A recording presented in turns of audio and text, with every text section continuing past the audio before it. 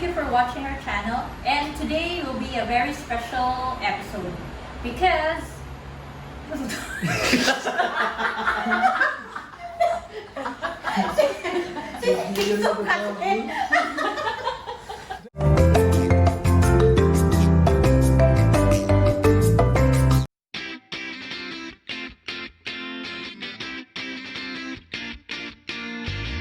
Hi everyone, thank you for watching our channel, and for today's episode is actually a very special one because this is the first time that we will be appearing on our episode. For today's episode, we will be making my favorite dessert, which is mango float. And my name is Ellen. And I'm Romeo. So, let's get started. For the mango float, we only have 4 ingredients. And for our ingredients, what we have is graham crackers, sliced mangoes. We also have diced ones for the garnish. Then we have whipped, chilled all-purpose cream. Then condensed milk and crushed grahams. And a bit of salt just to balance out the sweetness. So, yung una natin gagawin, i-whip muna natin yung cream. Hindi ko alam.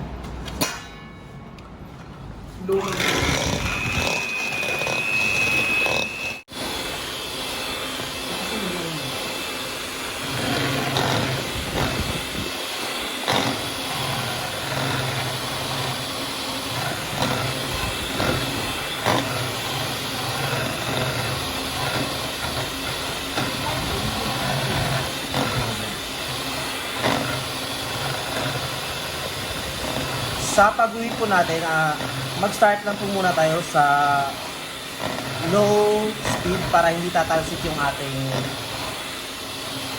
cream.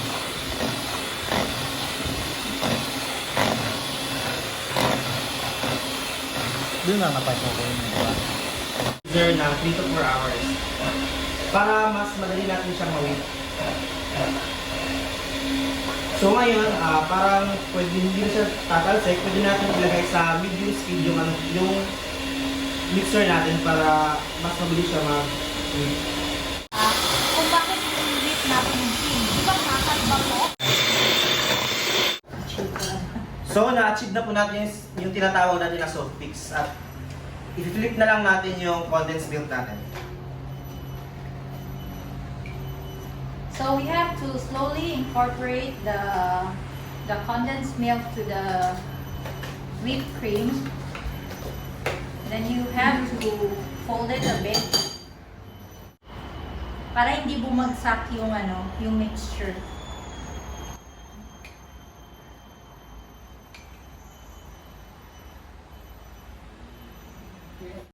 So para sa lahat, what we did is normally the ratio between the condensed milk and the cream is, for other people, they make it 1:1. But for me, personally, I don't like it to be really sweet. So for me, I do it 1:3.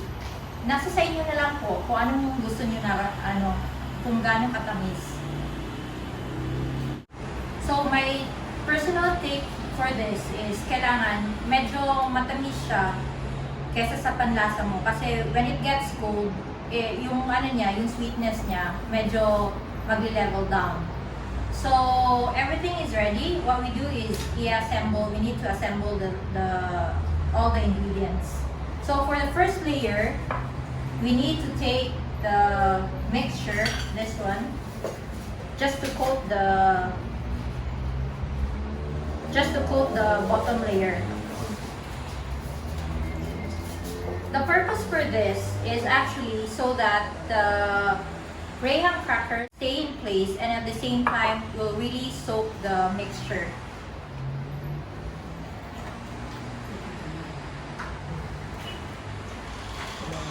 So, ang technique lang talaga dito is layering. Sobrang dali po. So, yung sa atin is palitan lang yung layer ng mixture, graham, tapos yung thinly sliced mango, tapos mixture uli,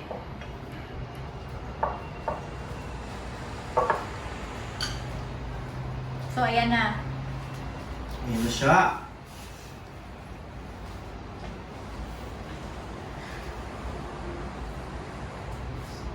Habang nilalagay niya yung yung mangga, bakit nga ba, gano'n ba, baka gusto niyong itanong, chef, gano'n ba kapal yung hiwa ng mangga? Actually, depende po sa inyo. Pero for me, gusto ko talaga manipis. Tapos yung layering rin niya, manipis rin. Yung iba, umaabot ng 4 na layers. Pero sa akin, since para hindi naman kayo masyadong maumay, manipis lang yung natin. Yung gagawin natin na layer. 3 layer lang. Kasi 'di ba, panghimagas naman 'to. 3 kasi I love you. Ganun ba yun? Ganun yun.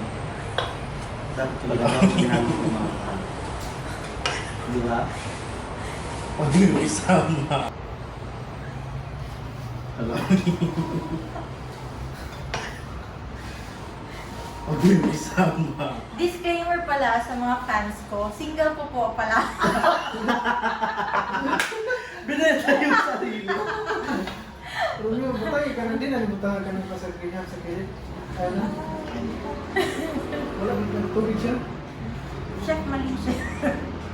Ito naman. Huwag ka kasi mataranta. Nasa gilid mo lang ako, natataranta. Kaya nga nataranta ko. Hello? So, actually, in between the graham tsaka mangga is yung mixture natin. So, you have to take note on that.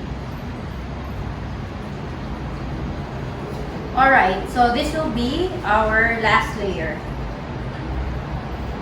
Yes! For the last layer, I would give a generous amount of cream so that, So that you are the Ellen the generous. yeah, I'm very generous. My name is Ellen the Generous. Actually, the purpose for this one is so that oh, sige. Last layer na po tayo. Sa lahat ng gusto mo, ipakimahin na lang po. Alam mo. Yung online selling bigla. Mag-last na grahams. Ha? Kaya? Ako, film na lang. So we're almost nearing to our Last layer? final product. Kaya kutsara ha? O na kaya kutsara niya? Para sa... Pagkuha na lang ko, kamo to yun. Actually, this is Usa my ba tayo, first Grahams? debut. Mag-gusto ba tayo grahams? First layer pa sa grahams. Para sa mga bashers, pasensya na po. Last layer sa graham. So after putting the last mixture, you have to press all the layers so that the mixture will completely incorporate into the Okay na. now we need to add the graham crumbs.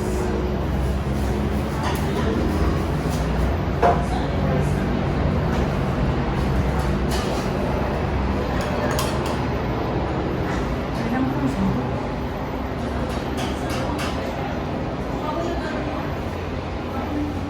Pinin nila sila style mo sa mga isa.